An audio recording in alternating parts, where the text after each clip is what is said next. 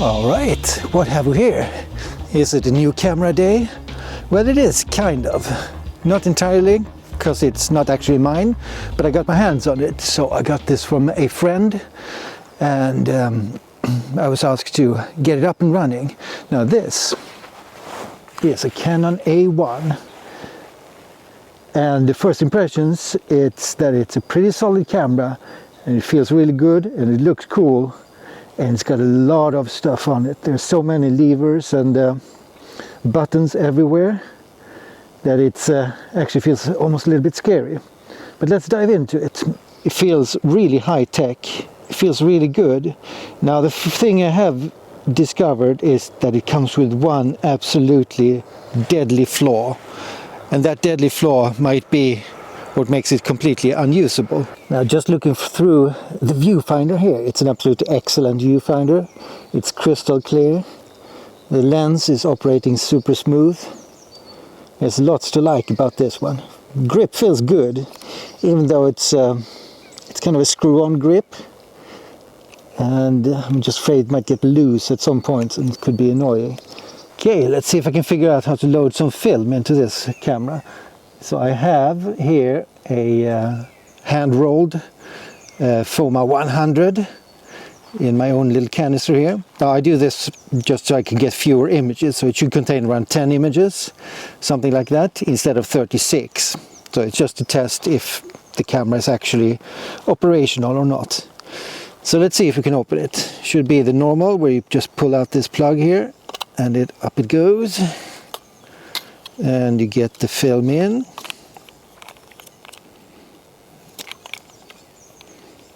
Okay, like so. Plug down. Then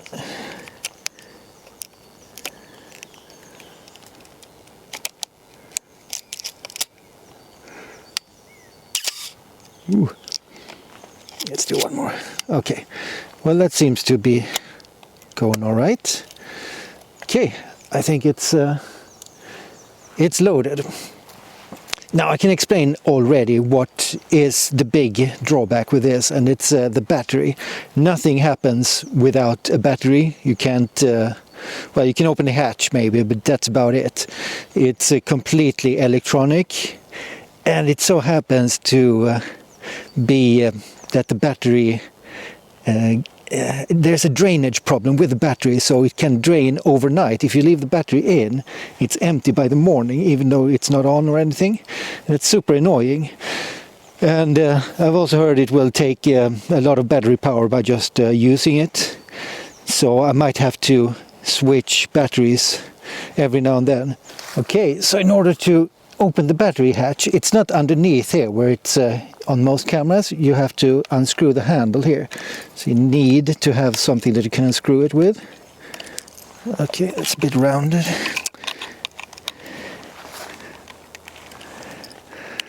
So off it comes, and I'm not really sure I like this, or to be honest I actually don't like it. Would have preferred a different solution than to have it on the handle here. Okay, there it goes, off it comes. Now here you see, you're going to see here is the hatch. Now this is where the big problem comes in. I actually already ruined it. So what you need to do, there is a little bit of a thing you have to press down in order to open this. But since it's getting a bit old, this mechanism that is made purely of plastic, it's so brittle that it kind of shattered a little bit. I still managed to get it in, and maybe I can glue it together. But there you go, you got to open it like so, and in there you got the battery. Let's take it out.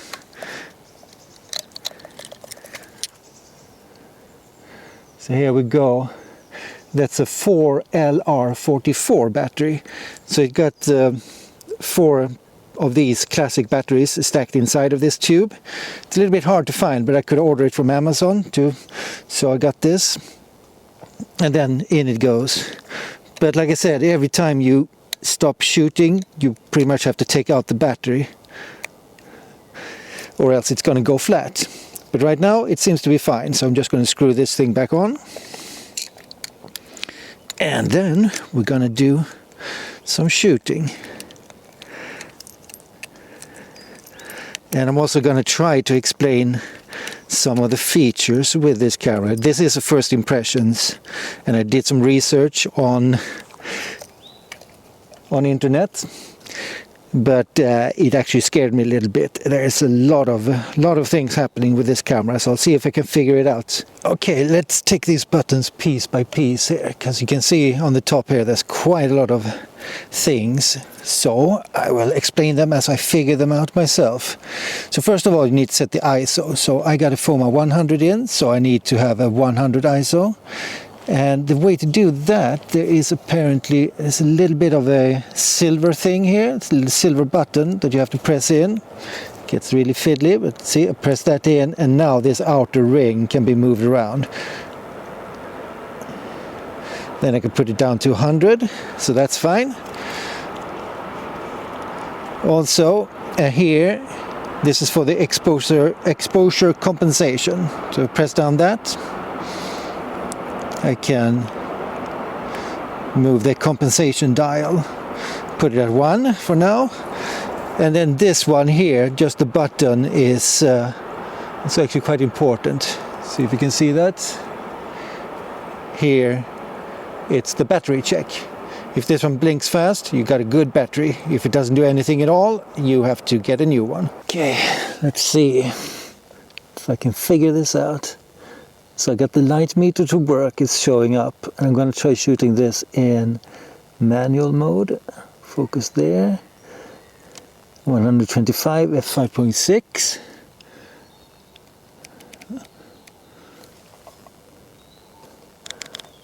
Okay.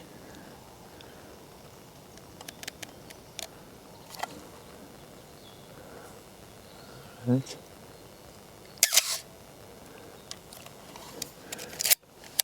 Okay, don't really understand that. It should have been in manual mode. I set it to f2.8, 125, but in the window here it says 4.0, so it's not... Okay, I think I get it. I'm now going to try the program mode. So let's see, focus here. So now everything should be completely automatic. Okay, it says 90 and 4.5 in aperture. Let's take this shot here, see. Okay, it's kind of easy. Let's see what I've figured out now. So the first thing you need to do is flip this switch. This is light meter on and off, or else it's going to be black in the window. So you just have to switch this there, and now you should be able to see the values in there. And what worked good for me to start with here is to use the program mode.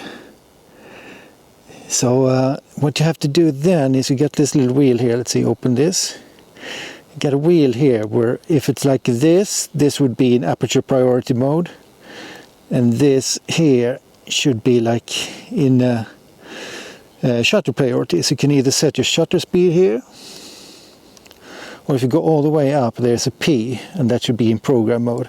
Then all you need to do is set the lens as well. Instead of manual lens apertures like this, you go to the, press this little button and go to the A. And now the whole thing should be pretty much automatic. And that worked fine. I am going to try aperture priority then with this camera. So I still need the lens to be set in A, the automatic A, and then I go to AV here, get that yellow disc out. And that should take care of the whole thing. And then I use the tiny scroll wheel in the front to adjust the aperture. Okay, let's see. Let's go like so. 1.8, 90.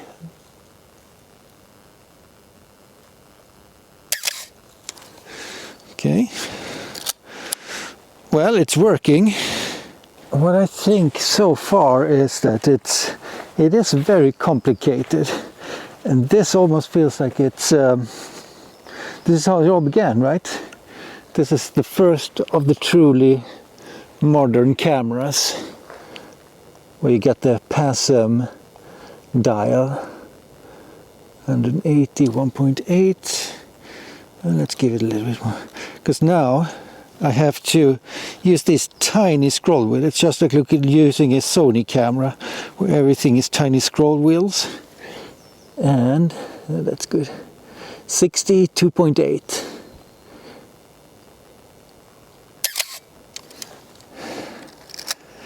And it really feels like I got my Sony A7 back. So yeah, this is where it all began, and that's just a matter of taste. It's really super high tech. This, for being a 1970s camera, I think they really outdid themselves and set the tone for the future. Okay, I'm going to try one in manual mode again. So I think what I did wrong before is the metering thing that shows up in the window is what it should be, not what it's set to. So you kind of have to measure the scene. Okay, then it wants 2.8, and then I set 2.8 here, so that's how it works. So the shutter speed with that tiny little dial wheel there. Okay, let me try to summarize what I've learned so far and what I really think of it after spending a couple of hours with it right now. So the first thing then is the whole how to get into different modes. That is a bit tricky. I mean, if you know anything about modern digital cameras, you will know how this kind of works with the PASM thing. This is really a PASM setup you have here.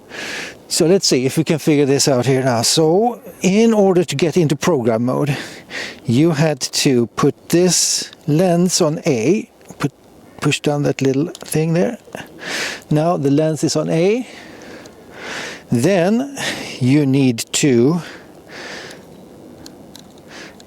be in TV mode and get the up to the P.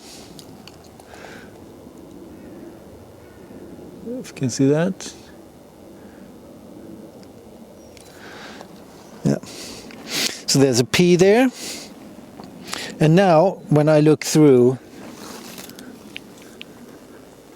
I get a good reading in there. All right, so that's the one mode. The second mode is aperture priority. Then I flip this switch. I use this tiny scroll wheel to set the aperture. Let's say I want 4, and then this one still has to be in A mode. And now, let's see, yes, so that's shutter priority mode. And then you have, or that's aperture priority mode. And then we have manual mode. It's when I go back to TV and get out of the A there, and now I can have everything in manual. But then when I look through the window, this will read the scene. It will not set the scene, and it's a bit fiddly because as soon as you press the button to read the scene, and then you have to use this little scroll wheel to adjust the shutter speed. It's a little bit tricky, and it's based, the shutter speed will show up there correct, and then it has what it wants the aperture to be. Hope that makes sense. It is a bit fiddly, the whole thing, to be honest. So, but yeah, well, let's see if there's any other buttons here to explain. There's some kind of timer here, and this is an on-off switch. This is a guard, so you don't accidentally scroll the wheel. PC sync. This here should be a preview of the aperture preview.